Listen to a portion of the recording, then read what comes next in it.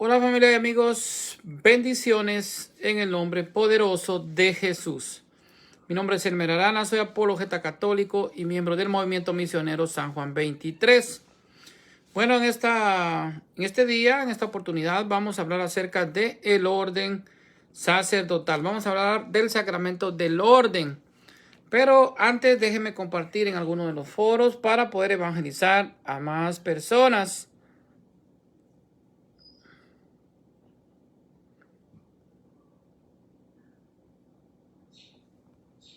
Muy bien, estamos llegando ya pues a otros foros para poder llegar pues a más hermanos.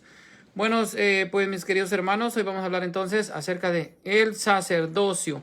¿Qué es el sacramento del orden? ¿Quién es el sacerdote? Vamos a hablar entonces.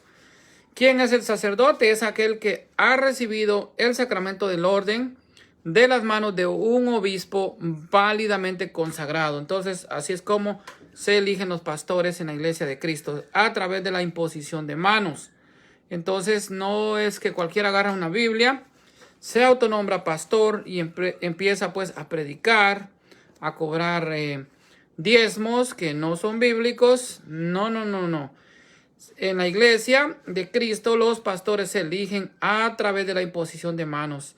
Así es que tenemos una sucesión apostólica de 2000 años y venimos desde Jesucristo hasta el día de hoy. Entonces, ese es el sacerdote, es aquel que ha recibido el sacramento del orden de las manos de un obispo válidamente consagrado.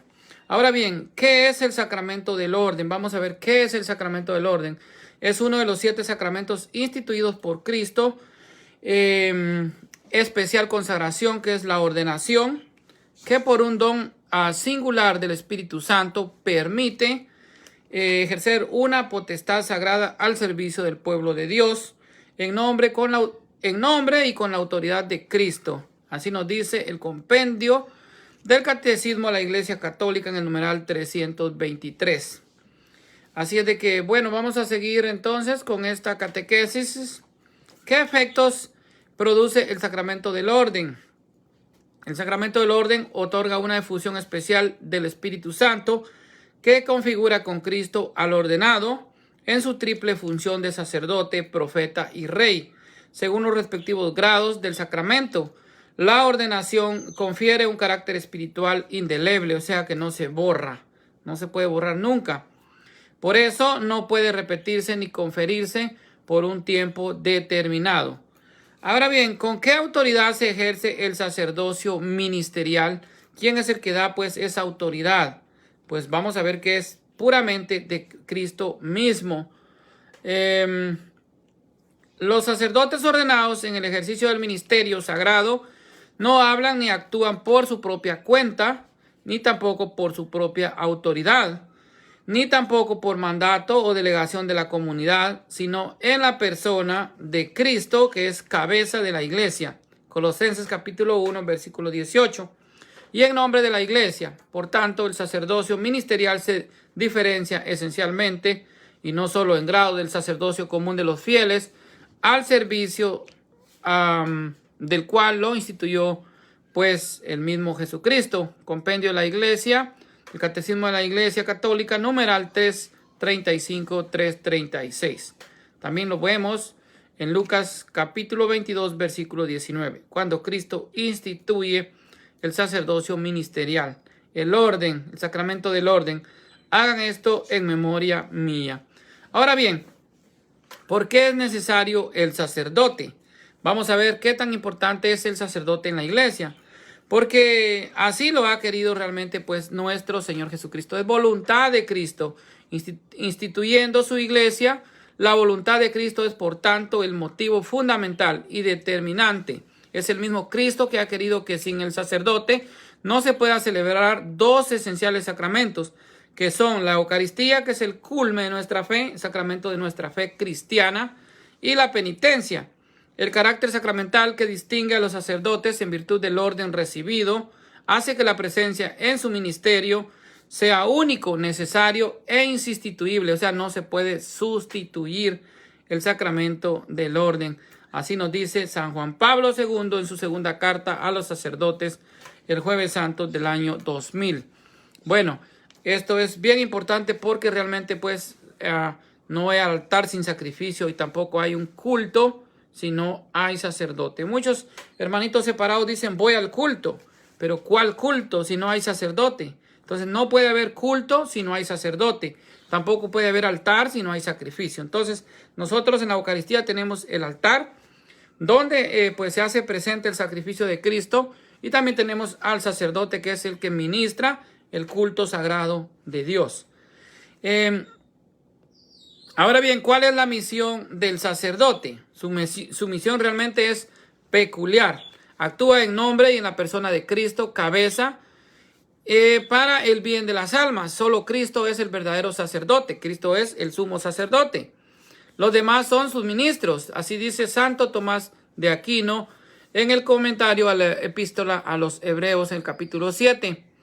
Lectura número 4. Es colaborador del obispo. En una iglesia particular reciben del obispo el cuidado de una comunidad parroquial o de una función eclesial determinada. Así dice el Catecismo de la Iglesia, numeral 1595. Forman con los demás presbíteros un único presbítero diocesano y en común y bajo la autoridad del obispo, al cual debe obediencia. Así dice el Concilio Vaticano II, Presbyterium ordenado 8. Es consagrado para predicar el evangelio, o sea, para eso se consagra el obispo, para llevar el evangelio por todo el mundo, como el mandato de Cristo, Marcos 16:15 y Mateo 28:19 y 20. Celebrar el culto divino, que es la Eucaristía, sobre todo pues la Eucaristía, ¿verdad? Que es de la cual pues prende fuerza su ministerio. Y ser pastor de los fieles, compendio de la Iglesia Católica, numeral 328. En virtud del sacramento del orden, los presbíteros participan de la universalidad de la misión confiada por Cristo a los mismos apóstoles. El don espiritual que recibieron en la ordenación los prepara no solo para una misión limitada y restringida, sino para una misión amplia y universal de salvación hasta los extremos del mundo. Hechos capítulo 1, versículo 8 dice: serán mis testigos en Jerusalén y hasta los confines de la tierra.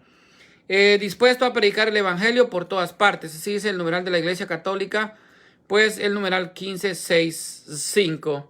Esto es pues lo que es el sacerdote, el orden sacerdotal. ¿Cuáles son las características que tiene la misión del sacerdote? Vamos a ver cuál es su misión. Su misión más que todo es eclesial. Bueno, ¿por qué? Porque nadie anuncia o se lleva a sí mismo, sino que dentro y a través de su propia humanidad, todo sacerdote debe ser muy consciente de que lleva a otro, a Dios mismo, al mundo. Dios es la única riqueza que, en definitiva, los hombres desean encontrar en el sacerdote. Nos dice, pues, Levítico que al sacerdote lo tendremos por santo. No dice que sea santo, sino que lo tendremos por santo. Entonces, porque, pues, en los labios de él está la palabra de Dios. Tenemos también una misión de comunión, porque se lleva a cabo en una unidad y comunión que solo de forma secundaria tiene también aspectos relevantes de visibilidad social. Estos, por otra parte, derivan esencialmente de la intimidad divina, de la cual el sacerdote está llamado a ser experto para poder llevar con humildad y confianza las almas pues al Señor, y pues que a él mismo fueron confiadas por el mismo Señor Jesucristo. También hay una misión de jerarquía y doctrina que sugiere reafirmar la importancia de la disciplina.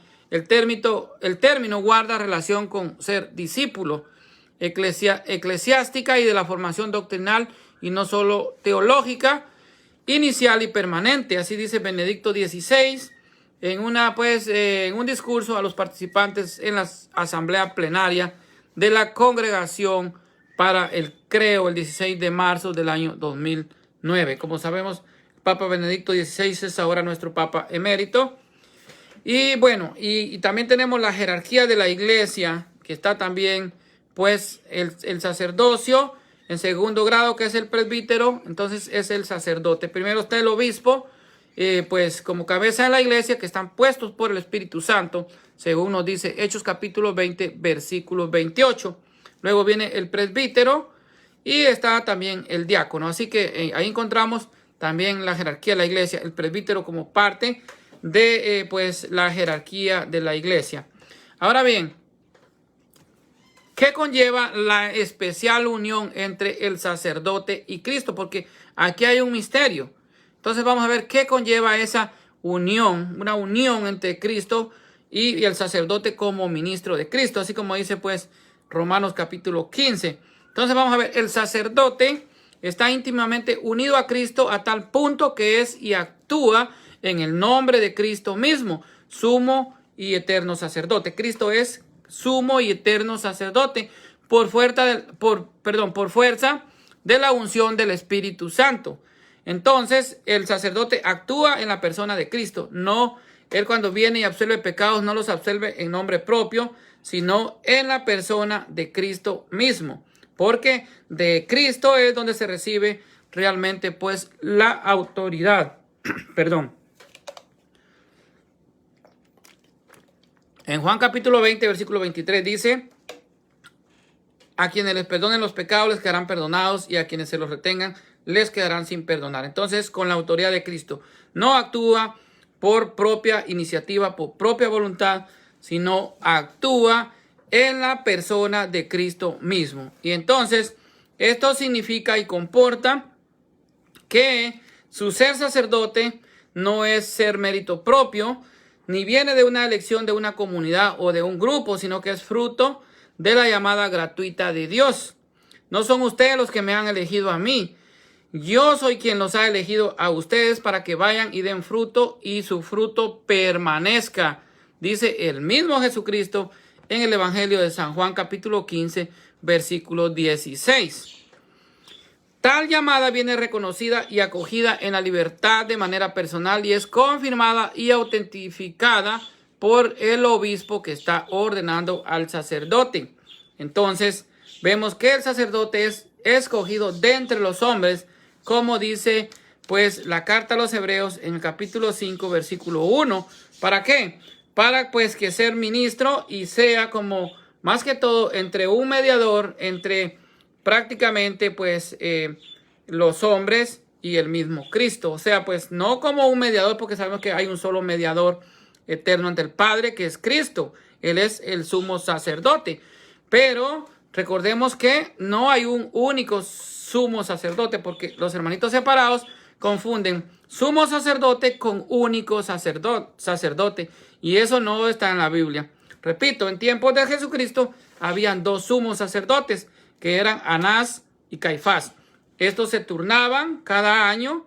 Un año le tocaba a Anás, el siguiente le tocaba a Caifás.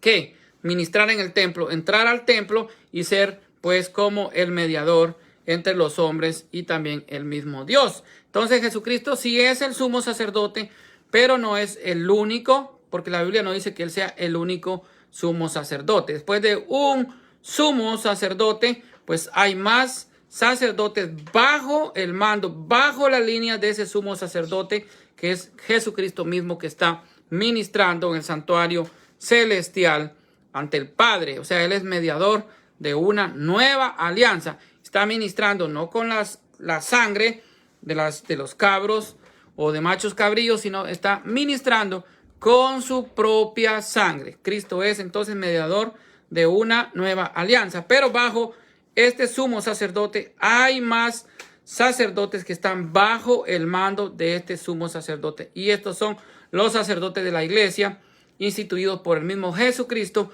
la noche de la Pascua. Entonces, el sacerdote está marcado por un especial carácter espiritual indeleble. Cuando digo indeleble es que es imborrable, es como el bautismo en la iglesia. El bautismo que nosotros recibimos de niño es indeleble, no se puede borrar. Usted se puede volver calvinista, usted se puede volver luterano, usted se puede volver de las asambleas de Dios, usted se puede volver testigo de Jehová, usted se puede volver adventista, lo que usted quiera, pero el bautismo en la iglesia no lo puede borrar. Usted se puede bautizar y convertirse a todas estas denominaciones que se llaman cristianas, entre comillas, se hacen llamar cristianas. Usted se bautiza en esas denominaciones y su bautismo católico no se borra, porque usted recibió en el bautismo el Espíritu Santo. Entonces, el bautismo en la iglesia es indeleble. Entonces, este especial carácter espiritual que recibe el sacerdote, o sea, el Espíritu Santo, es indeleble, que lo configura a Cristo sacerdote, profeta y rey. Participa en tal modo de la autoridad con la cual Cristo mismo hace crecer, santificar y gobernar su propio cuerpo. Así nos dice el Concilio Vaticano II en lo que es el Presbyterium Ordinis II. Su actuar, el verdadero servicio, está enteramente referido a Cristo y a los hombres. Depende totalmente de Cristo y de su sacerdocio único, y fue instituido a favor de los hombres y de la comunidad de la iglesia. El sacramento del orden comunica un poder sagrado que no es otro que el de Cristo mismo. El ejercicio de esta autoridad debe, por tanto, medirse según el modelo de Cristo, que por amor se hizo el último y el servidor de todos, como nos dice el Catecismo de la Iglesia Católica en el numeral 1551. La misión recibida por el sacerdote, ejercitada no a su placer, sino a nombre de Cristo mismo, de el ministro, signo transparencia sobre todo de testimonio de su vida, conformándola siempre a la de Cristo mismo. O sea, hay una unión entre la vida del sacerdote y la vida de Cristo, y recibe el evangelio de Cristo, del cual ahora te haces mensajero. Cree lo que lees, enseña lo que crees, vive lo que enseñas. Así dice el rito de la ordenación del sacerdote. Entonces, el sacerdote viene a ser el ministro de Cristo, y él, cuando actúa en la persona de Cristo mismo. O sea, no es el sacerdote que está perdonando un pecado, sino que el sacerdote viene a ser un instrumento del que Dios se vale para perdonar los pecados, pero es Cristo, es Dios, el que nos perdona los pecados. Entonces, comporta que no queremos imponer nuestro rumbo y nuestra voluntad, que no deseamos llegar a hacer esto o lo otro, sino que nos abandonamos a Él, donde sea, y de modo que Él quiera servirse de nosotros. Así dice pues el Papa Benedicto XVI. Él es el mismo Cristo, el que actúa en quienes Él ha escogido como ministros suyos, y los sostiene para que su respuesta se desarrolle en una dimensión de confianza y de gratitud que despeje a todos los temores, incluso cuando aparece más fuerte la experiencia de la propia flaqueza. Así dice Romanos capítulo 8, versículos 26 al 30. O se hace más duro el contexto de incomprensión o incluso de persecución, dice Benedicto XVI. Bueno, esto es respecto a lo que es el sacerdote. Ahora viene la pregunta: ¿por qué el sacerdote no se casa? Bueno, porque Jesucristo tampoco se casó. Jesucristo fue célibe.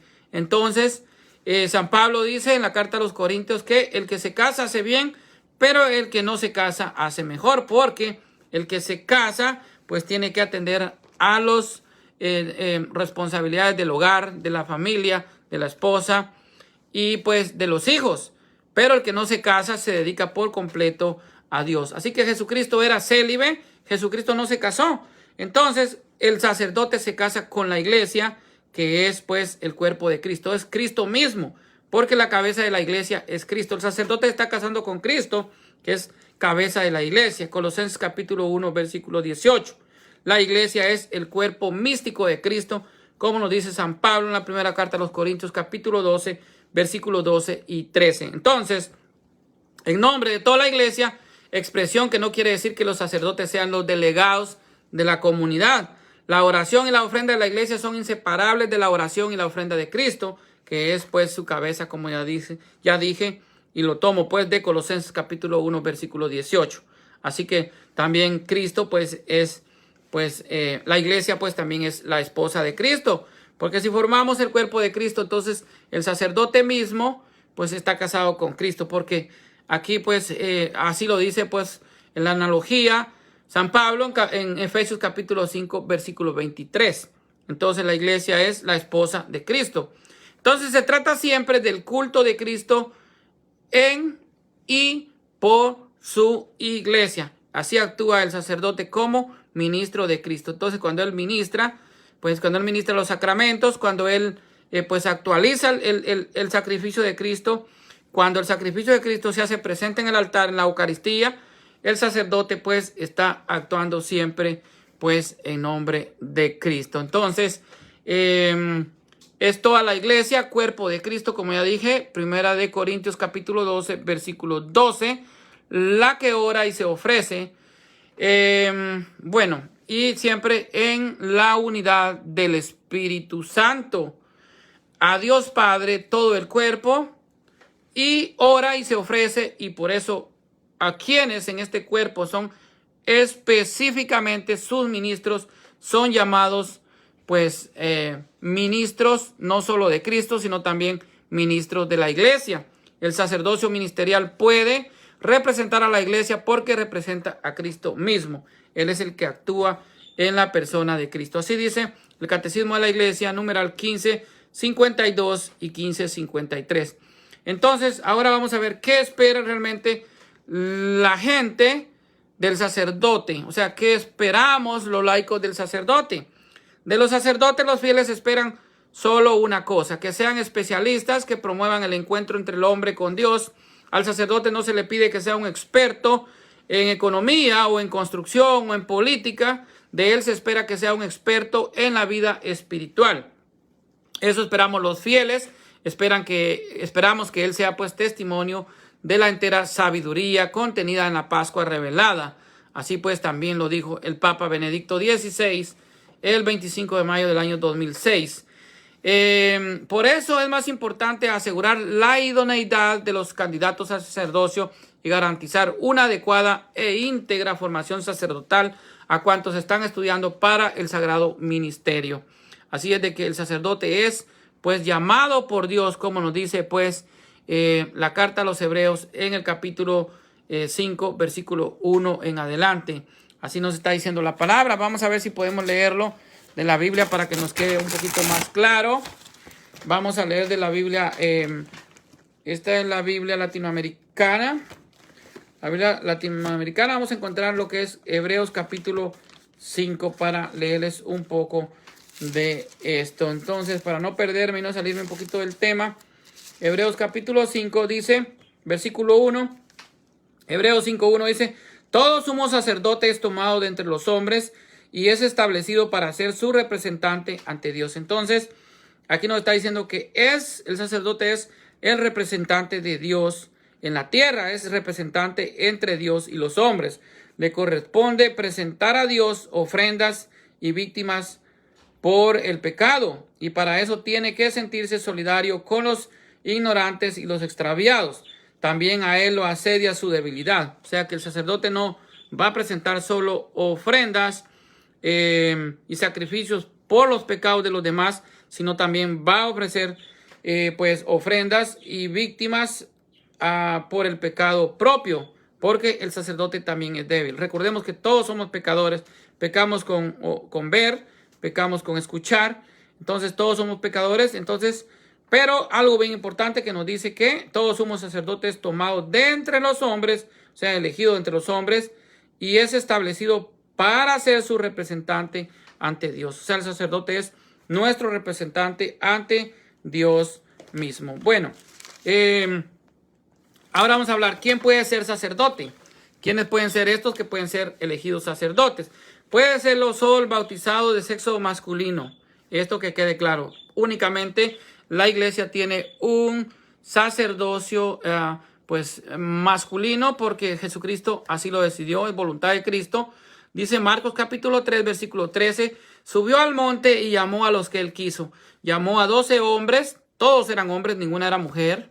No había ninguna que era pastora, no había ninguna que fuera pues sacerdotisa, no había ninguna obispo que fuera mujer. No existe el sacerdocio femenino en la Biblia. Entonces, todo que sea pues de sexo masculino puede ser sacerdote. La iglesia se reconoce vinculada a la elección hecha por el Señor mismo. Por este motivo, la ordenación de mujeres no es posible. No es posible en la iglesia. Nadie tiene derecho a recibir el sacramento del orden. En efecto, nadie se arroga para sí mismo este oficio. Al sacramento se le llama por Dios, se le es llamado por Dios, así como ya vimos Hebreos capítulo 5, versículo 1. Quien cree reconocer las señales de la llamada de Dios al ministerio ordenado debe someterse humildemente su deseo a la autoridad de la iglesia, a la que corresponde la responsabilidad y el derecho de llamar a recibir este sacramento como tal gracia. El sacramento solo puede ser recibido como un don inmerecido. Así nos dice el Catecismo de la Iglesia Católica, numeral 1578. Todos realmente, pues, a veces recibimos de Dios cosas que no merecemos. La misma Eucaristía. Algunos dicen que no la podemos recibir en la mano, otros que solo en la boca, pero realmente nosotros no somos dignos de ninguna manera de recibir el cuerpo de Cristo, ni en la boca ni en la mano. Entonces, no somos dignos. El que nos hace dignos es el mismo Jesucristo. Bueno, a los sacerdotes en la iglesia latina les es pedido celibato. De esto ya les hablé. El celibato es que realmente pues no se pueden casar para que se entreguen por completo a Dios. Entonces, así dice. ¿Por qué? Vamos a ver por qué el celibato en la iglesia latina. Porque en la iglesia oriental algunos sacerdotes sí pues son casados y se ordenan, pero ya habían sido casados. Pero vamos a aclarar que ellos no pueden ser obispos en la iglesia pues oriental. Pero en la iglesia latina existe lo que es pues el celibato, que es un requisito que está puesto, no es que se les imponga. El que es llamado y el que acepta el llamado de Dios y quiere ser sacerdote únicamente se somete a las normas que ya están en la iglesia. O sea, pues no es que al sacerdote le esté poniendo una pistola y le diga usted no tiene que casarse. No, son normas que ya están y el sacerdote las acepta por el mismo llamamiento de Dios. Entonces, pidan pues al dueño de la mies, dice Jesucristo, que envíen operarios a su mies. Mateo capítulo 9, versículo 38.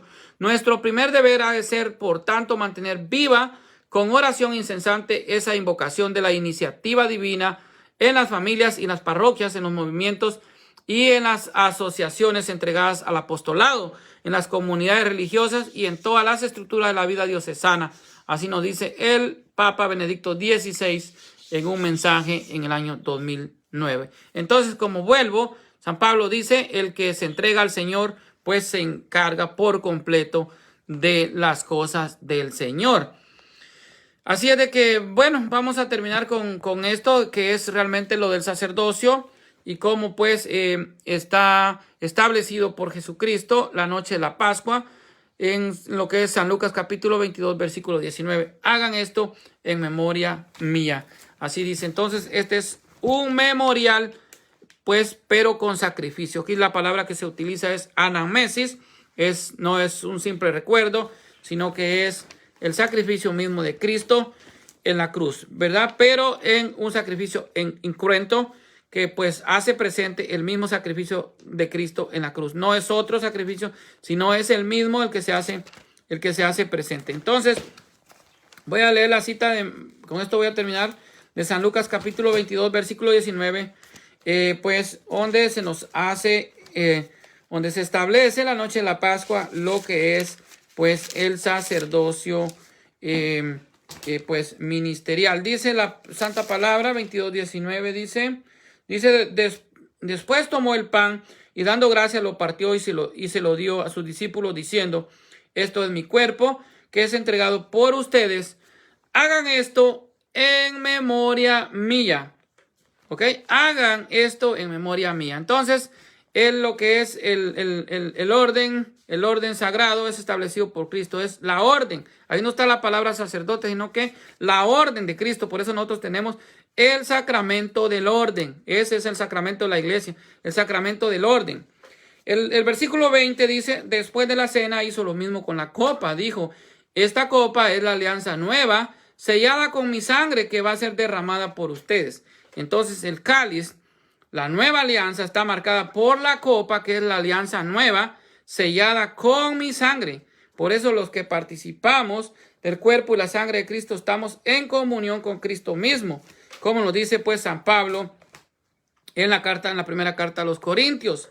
en el versículo 11, versículo 23 en adelante, San Pablo vuelve a repetirnos lo mismo que él recibió por tradición y confirmarnos cómo la iglesia ya pues practicaba el culto divino que es la Eucaristía, y como San Pablo también está diciendo que él es sacerdote mismo, después de apóstol, obviamente, pues también es sacerdote porque está ministrando lo que es la Eucaristía.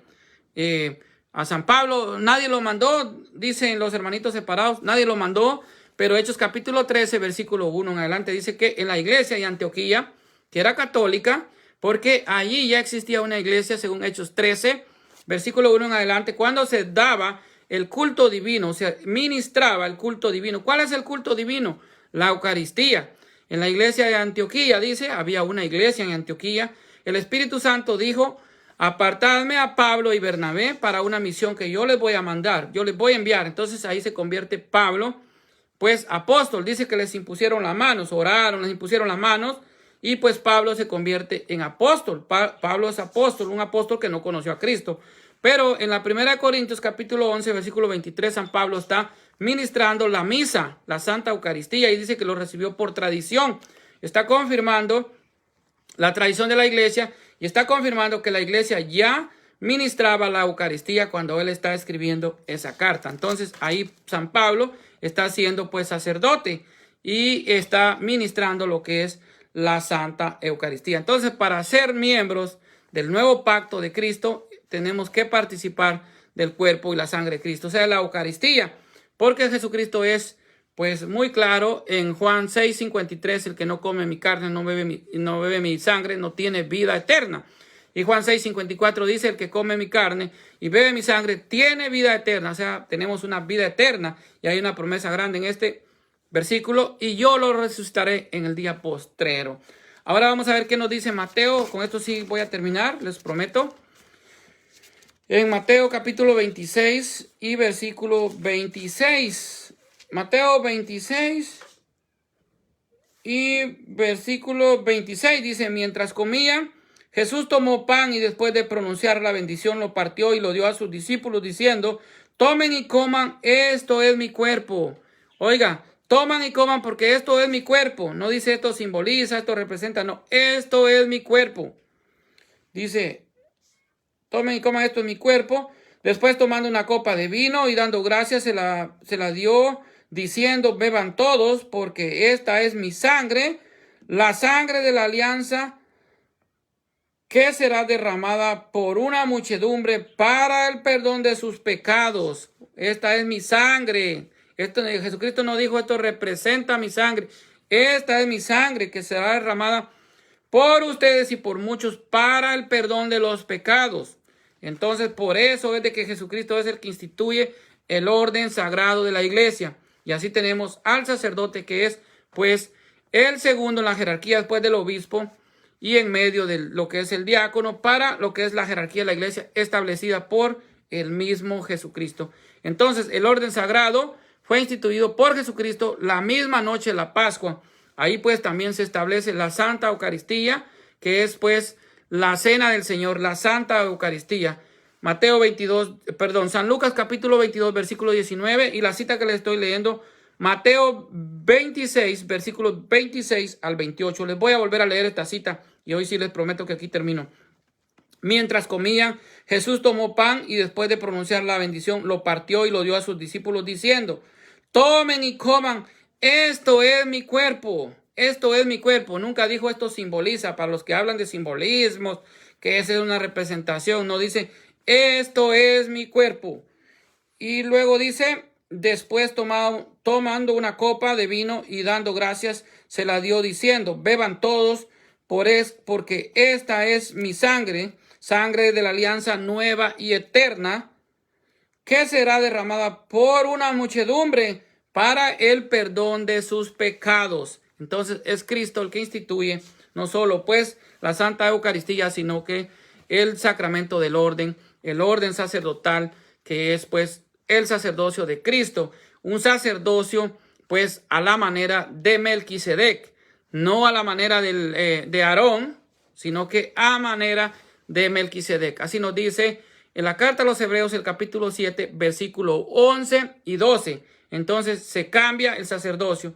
un sacerdocio pues el levítico, un sacerdocio que venía de Aarón, que sacrificaba animales, pero se cambia por un nuevo sacerdocio. El sacerdocio de Cristo es a la manera de Melquisedec, que era rey de Salem.